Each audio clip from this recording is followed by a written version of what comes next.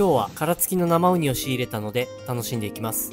ハサミと骨抜きを使って処理していきます。針による怪我や内容液による汚れに注意していきましょう。めっちゃ落ちづらいらしいです。なかなか立派な実が入っていてテンションが上がっています。たまに外れがあるらしいです。実を取り出して今日は贅沢にもう一つ使います。こっちはさっきより少し小さめかな。冷たい塩水で軽く洗います。